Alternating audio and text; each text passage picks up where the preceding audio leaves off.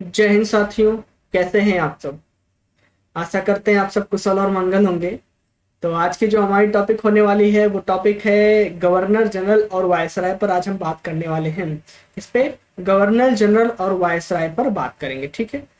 तो चलिए समय को ज़्यादा ना लेते हुए आज की कक्षा को यहीं पर हम स्टार्ट करते हैं। भारत के गवर्नर जनरल और वायसराय पर आज हम बात करने वाले हैं, ठीक है। किस पे? भारत के गवर्नर जनरल और वायसराय पे हम बात करेंगे, ठीक है। तो बात करी जाए भारत के गवर्नर जनरल और वायसराय, तो देखा जाए कि जो बंगाल का गवर्नर था, बंगाल के गवर्नर का था, वो कब से कब तक था? वो 1765 से लेके 1773 तक था। उनका नाम था रॉबर्ट क्लाइव। क्या था? Robert Clive. अच्छा, बंगाल के गवर्नर जनरल की बात करी जाए तो उनकी जो समय सीमा थी, उनका जो काल था, वो था 1773 से लेके 1833 तक। और उनका नाम था वारेन हेस्टिंग। क्या नाम था? Warren Hasting. अच्छा, भारत का गवर्नर जनरल की बात करी जाए तो जो भारत के गवर्नर जनरल थे, उनकी जो समय सीमा थी वो थी 1833 से लेके 1858 तक।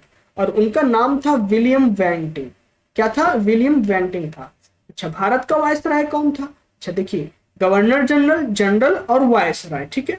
तो ये चारों क्वेश्चन जो है बहुत ही मोस्ट इंपॉर्टेंट है, ये प्रतियोगी परीक्षाओं में पूछे जाते हैं। तरह से आप लोग इस पर फोकस करिएगा कि भारत का वायसराय, तो भारत का प्रथम वायसराय की बात करी जाए जो इसका समय सीमा था 1858 से लेकर 1947 के बीच की बात करी जाए तो कौन था? लॉर्ड कैनिंग था, ठीक है। कौन था? लॉर्ड कैनिंग था। अब हम बात करते हैं वारेन हेस्टिंग के। तो जो वारेन हेस्टिंग था, उनका जो समय सीमा था क्या था? 1773 से लेकर 1785 तक। अब उनके समय में जो उनका जो काल था, उस काल में क्या क्या प्रमुख रहा है और क्या क्या घटनाएं घटी हैं, आज उस पर हम बात करेंगे। तो अब देखा जाए एक रेगुलेटिंग एक्ट। क्या? रेगुलेटिंग एक्ट, यानी कि ये 1773 ईस्वी में आता है। किसके समय में? वारेन हेस्टिंग के समय में। पिट्स इंडिया एक्ट आता है 1784 ईस्वी में। कब आता है? 1784 में। अच्छा, गोरिल्ला युद्ध की बात करी जाए तो गोरिल्ला युद्ध होता है 1774 में। कब होता है? 1774 में गोरिल्ला युद्ध होता है। कब होता है? 1774 में। अच्छा, अब 1775 से 82 तक प्रथम आंग्ल मराठा युद्ध और 1782 से साल 22 संधि होती है, ठीक है। अच्छा, 1780 से 84 में दूसरा आंग्ल मैसूर युद्ध होता है और जो है मंगलौर की संधि यहीं पे समाप्त होती है। ये वारेन हेस्टिंग के बारे में बात हो रही थी। जो वारेन हेस्टिंग का समय सीमा था 1773 से लेके 1785, इनके बीच ये कुछ प्रमुख घटनाएं थी जिसपे हमने चर्चा किया है। आप इनके समय सीमा पर थोड़ा सा ध्यान दीजिएगा, जो समय था, कब कौन कौन सी घटनाएं घटित हुई हैं, ठीक है। चलिए, इतनी बात हो गई। अब हम आगे बढ़ते हैं। आगे की बात करी जाए अगर, तो आगे देखा जाए तो आते हैं लॉर्ड कॉर्नवालिस। कौन? Lord Cornwallis. इनका जो समय सीमा था वो 1786 से लेके 1793 तक था। अच्छा, तीसरा मैसूर युद्ध भी होता है इन्हीं के समय में। कब होता है? 1790 से लेके 92 में।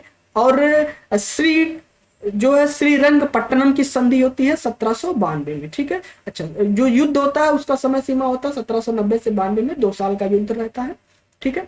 अच्छा, कॉर्नवालिस कोड की बात करी जाए तो ये 1773 ईस्वी में, बंगाल की अस्थाई बंदोबस्त 1793 में, ठीक है। इतनी बात हो गई, ठीक है। अब बात करते हैं लॉर्ड वेलेजली की। लॉर्ड वेलेजली जो थे, उनका जो समय सीमा था वो 1789 से लेके 1805 तक था। कब से कब तक था? 1789 से, सॉरी, 1798 से 1805 तक था। कब से कब तक था? 1798 से 1805 ईस्वी तक था। कब से कब था? 1789 से 1805 ईस्वी तक था, ठीक है। इतनी बात हो गई। अब इनके समय में क्या हुआ था कि सहायक संधि प्रणाली प्रारंभ हुई थी 1798 में, और चौथा आंग्ल मैसूर युद्ध भी हुआ था। अच्छा, इसके पहले मैसूर युद्ध किसके शासन काल में हुआ था? आप सब कमेंट बॉक्स में बताइएगा। इसके पहले भी मराठा युद्ध हुआ था, वो किसके शासन काल में हुआ था? आप सब जो है बताइएगा कमेंट बॉक्स में करके। 1803 से लेकर 1805 ईस्वी तक दूसरा आंग्ल मराठा युद्ध होता है, ठीक है। क्या होता है? दूसरा आंग्ल मराठा युद्ध होता है। अब बात करें हम लॉर्ड मिंटो की, तो जो लॉर्ड मिंटो थे उनके समय सीमा की बात करी जाए तो जो लॉर्ड मिंटो थे वो 1807 से लेके 1813 तक थे। कब से कब थे? 1807 से 1813 तक थे। और इनके समय में एक अमृतसर की संधि हुई थी जो कि मोस्ट इंपॉर्टेंट है, सबसे महत्वपूर्ण इनके शासनकाल की बात करी जाए कि इनके शासनकाल में सबसे महत्वपूर्ण कार्य क्या रहा है, क्या हुआ है, तो वो था रणजीत सिंह के साथ अमृतसर की संधि। किसके साथ? राणा रणजीत सिंह, महाराजा रणजीत सिंह के साथ अमृतसर की संधि होती है। और वो संधि कब होती है? 1809 ईस्वी में होती है। ठीक है, इतनी बात आप सबको समझ में आ गई। चलिए ठीक है, आगे बढ़ते हैं। आप सब समय सीमा पर विशेष ध्यान दीजिएगा कि किस जनरल का, किस वायसराय का, किस गवर्नर का समय सीमा जो है वो कब से कब तक था और उनके समय सीमा में कौन सी महत्वपूर्ण घटनाएं घटित हुई हैं, इस पे जरूर फोकस करिएगा। ठीक है, अब हम बात करते हैं लॉर्ड हेस्टिंग की। तो लॉर्ड हेस्टिंग की बात करी जाए अगर, तो लॉर्ड हेस्टिंग का जो समय सीमा था वो 1813 से था, 1813 से लेके 1823 ईस्वी तक था। ठीक है, इतनी बात हो गई। अब इनके समय में क्या क्या महत्वपूर्ण घटनाएं घटित हुई हैं, इस पे थोड़ी सी विस्तृत चर्चा कर ली जाए कि इनके समय सीमा में, इनके शासनकाल में कौन सी महत्वपूर्ण घटना घटित हुई है। ठीक है, तो बात करी जाए लॉर्ड हेस्टिंग की, तो जो लॉर्ड हेस्टिंग थे इनके समय सीमा में एंग्लो नेपाल युद्ध होता है जो 1814 से लेकर 16 तक होता है। और जो है सुगौली की संधि होती है 1816 में। चलिए 1814 की बात हो रही तो आप सब कमेंट बॉक्स में करके बताइएगा कि प्रथम विश्व युद्ध कब हुआ था और उसकी समय सीमा क्या थी। प्रथम विश्व युद्ध कब हुआ था और उसकी समय सीमा क्या थी। ठीक है, 1814 से लेके 1816 तक क्या होता है? नेपाल युद्ध होता है। और सुगौली की संधि कब होती है? 1816 में होती है। अब तीसरा मराठा युद्ध की बात आ गई। मराठा युद्ध देखिए लगातार मराठा युद्ध जारी है, प्रथम मराठा युद्ध, द्वितीय मराठा युद्ध। तो चलिए आप सब बताइए कि द्वितीय मराठा युद्ध कब हुआ था। तो तृतीय मराठा युद्ध की बात करी जाए तो जो तृतीय मराठा युद्ध था उनकी समय सीमा क्या थी? 1817 से 1819 तक। और मराठा परिसंघ का विघटन भी होता है इसी समय। ठीक है, और रैयतवाड़ी व्यवस्था की प्रारंभ की बात करी जाए कि रैयतवाड़ी व्यवस्था जो थी वो 1820 ईस्वी में आती है। कब? 1820 ईस्वी में रैयतवाड़ी अर्थव्यवस्था, रैयतवाड़ी व्यवस्था का प्रारंभ होता है। ठीक है, इतनी बात हो गई, इतनी बात समझ में आ गई। चलिए अब बात हम कर लेते हैं लॉर्ड डलहौजी की, जो कि बहुत मोस्ट इंपॉर्टेंट नाम आता है लॉर्ड डलहौजी की। तो लॉर्ड डलहौजी की बात करी जाए तो ये 1884 से लेके 1856, कब? 1848 से लेके 1856 तक। ठीक है, 84 नहीं है, 48 है। ध्यान दीजिएगा कि ये 1848 से लेके 1856 तक की बात चल रही है। किसकी बात हो रही है? लॉर्ड डलहौजी की बात हो रही है। अच्छा, दूसरा आंग्ल सिख युद्ध भी इनके समय में होता है। वो कब कब होता है? 1848 में से 1849 के मध्य होता है। अच्छा, निचले वर्मा का अधिग्रहण, वर्मा का अब इस समय नाम बदलकर क्या कर दिया गया है, आप सब कमेंट बॉक्स में बताइएगा। जो इस पहले वर्मा के नाम से जाना जाता था उसका वर्तमान में क्या नाम है। ठीक है, तो वर्मा, निचले वर्मा का अधिग्रहण की बात करी जाए तो ये 1852 में हुआ था। ठीक है, वेगपत का सिद्धांत की बात करी जाए, वेगपत का सिद्धांत का प्रारंभ भी इन्हीं के शासनकाल में होता है। और वुड्स डिस्पैच की बात करी जाए तो ये आता है 1854 में। 1853 में मुंबई से ठाणे में 34 किलोमीटर लंबी लाइन बिछाई जाती है। कौन सी लाइन? यहाँ रेल लाइन की बात करी जा रही है कि पूछा जाता है कि किस वायसराय, किस जनरल, के शासनकाल में जो है रेलवे लाइन का प्रारंभ किया गया, रेलवे लाइन बिछाया गया, तो वो है आपके लॉर्ड डलहौजी। लॉर्ड डलहौजी की बात करी जाए तो इनके शासनकाल में ही मुंबई से और ठाणे के बीच में आपके रेलवे लाइन बिछाई जाती है और वो 34 किलोमीटर की रेलवे लाइन होती है। ठीक है, इन्हीं के शासनकाल में ही आपके लोक निर्माण विभाग का भी गठन होता है। किसके शासनकाल की बात हो रही है? लॉर्ड डलहौजी की, यानी कि 1848 से लेके 1856 की बात हम कर रहे हैं। ठीक है, इतनी बात समझ में आ गई। 1848 से 1856 की बात चल रही थी। ठीक है, चलिए आगे बढ़ते हैं। आगे बात करी जाए लॉर्ड कैनिंग की, तो लॉर्ड कैनिंग की बात करें तो इनका जो समय सीमा था वो 1856 से लेकर 1862 तक था। ठीक है, 1857 की क्रांति की बात करी जाए, जो कि इतिहास के परिप्रेक्ष्य से बहुत ही महत्वपूर्ण अहम भूमिका निभाता है, बहुत ही महत्वपूर्ण है 1857 की क्रांति। तो बात करी जाए कि 1857 की क्रांति किसके शासनकाल में प्रारंभ होती है, किस वायसराय के, किस गवर्नर जनरल के शासनकाल में आता है, तो वो है लॉर्ड कैनिंग। और 1857 की क्रांति का जो विद्रोह होता है वो लॉर्ड कैनिंग के समय में ही होता है। भारत शासन अधिनियम 1858 के तहत भारत का शासन ब्रिटिश ताज का प्रत्यक्ष नियंत्रण कब होता है? 1857 में होता है, जिसके तहत भारत के वायसराय की नियुक्ति, और प्रथम वायसराय की बात करी जाए, जो प्रथम वायसराय है वो लॉर्ड कैनिंग होते हैं। प्रश्न बनता है कि भारत के प्रथम वायसराय कौन है? तो भारत के प्रथम वायसराय की बात करी जाए तो कौन है वो? लॉर्ड कैनिंग है। ठीक है, कौन है? Lord Canning. और ये कब से कब तक थे? 1856 से लेके 1862 ईस्वी तक। ठीक है, चलिए अब लॉर्ड रिपन की बात कर ली जाए। लॉर्ड रिपन की बात करी जाए तो जो लॉर्ड रिपन थे आपके, वो 1876 से लेके 1880 तक थे। कब से कब थे? 1880 तक थे। वर्नाक्यूलर प्रेस एक्ट की बात करी जाए तो इनके ही, जब से लॉर्ड कैनिंग के समय में ही वर्नाक्यूलर एक्ट जो है 1878 आता। ठीक है, शस्त्र अधिनियम भी 1878 में ही आता। दूसरा अफगान युद्ध। चलिए आप सब बताइएगा कि प्रथम अफगान युद्ध कब और कब हुआ था। ठीक है, चलिए अब हम बात करते हैं लॉर्ड चेम्सफोर्ड की।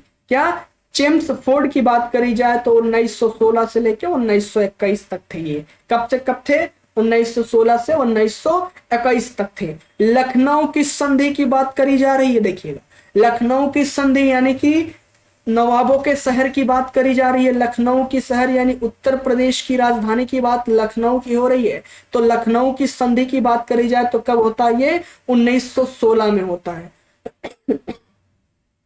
अब देखिए, सबसे महत्वपूर्ण ये तिथि है, ये जो समय है, ये बहुत ही अहम भूमिका निभाता है। इसमें बहुत ही क्वेश्चन पूछे जाते। चंपारण सत्याग्रह कब? 1917 में। मॉन्टेस्क्यू का अगस्त घोषणा कब होता है? 1917 में। भारत सरकार अधिनियम की बात करी जाए तो कब? 1919 में। रॉलेट एक्ट की बात करें तो 1919 में, यानी कि जो माफ करिएगा, जो लॉर्ड चेम्सफोर्ड हैं, उनका जो शासनकाल है, इनके शासनकाल में देखिएगा कितनी महत्वपूर्ण घटनाएं, कौन कौन सी घटनाएं घटी हैं जो कि बहुत ही लखनऊ की संधि हो गया, चंपारण सत्याग्रह हो गया, मॉन्टेस्क्यू का अगस्त घोषणा, भारत सरकार अधिनियम, रॉलेट एक्ट, जलियांवाला बाग हत्याकांड की बात हो रही है। जलियांवाला बाग हत्याकांड कब होता है? 1919 में होता है। जलियांवाला बाग हत्याकांड की बात करें तो जिसमें एक पुलिस स्टेशन में आग लगा दी जाती है, जिसमें कई पुलिसों की मृत्यु हो जाती है। ठीक है, तो असहयोग व खिलाफत आंदोलन की शुरुआत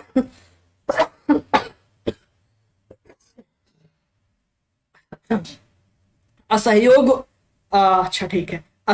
व खिलाफत आंदोलन की शुरुआत भी इन्हीं के समय में होती है। चलिए अब हम बात कर लेते हैं लॉर्ड कर्जन की। तो लॉर्ड कर्जन की बात करी जाए तो 1899 से 1905 तक पुलिस आयोग की नियुक्ति होती है इन्हीं के समय में। 1902 में विश्वविद्यालय अनुदान की नियुक्ति होती है।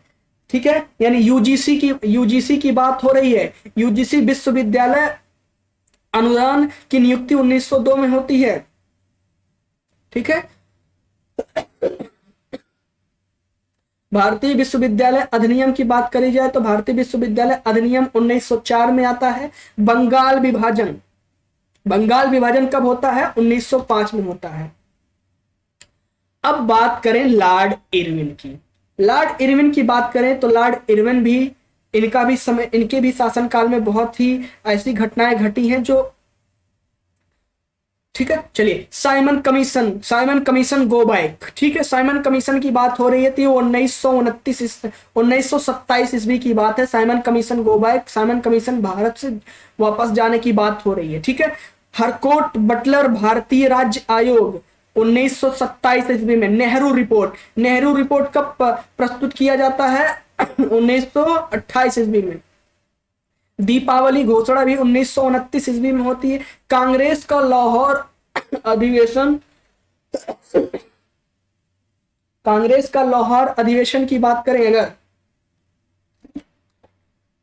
तो कांग्रेस का लाहौर अधिवेशन यानी पूर्ण स्वराज की घोषणा, ये भी 1929 ईस्वी में, ठीक है। पहला गोलमेज सम्मेलन, ठीक है, पहला गोलमेज सम्मेलन 1930 में। तो आप सब कमेंट बॉक्स में बताइएगा कि क्या पहले गोलमेज सम्मेलन में महात्मा गांधी जी ने भाग लिया था, ठीक है। चलिए ठीक है। अच्छा, गांधी इरविन समझौता कब होता है? 1931 ईस्वी में होता है गांधी इरविन समझौता। और पहला गोलमेज सम्मेलन की बात करी जाए तो वो गोलमेज सम्मेलन आपका 1930 ईस्वी में। अब बात करी जाए लॉर्ड लिन लिथगो की बात करें 1936 ईस्वी में। 1936 ईस्वी की बात करी जाए तो 1936 ईस्वी से लेकर 1944 तक द्वितीय विश्व युद्ध यानी कि प्रथम विश्व युद्ध की बात हो रही थी। प्रथम विश्व युद्ध कब से कब तक हुआ था आप सब बताइएगा। द्वितीय विश्व युद्ध की बात करी जाए तो प्रथम विश्व युद्ध किसके समय में हुआ था ये भी आप तो बताइएगा।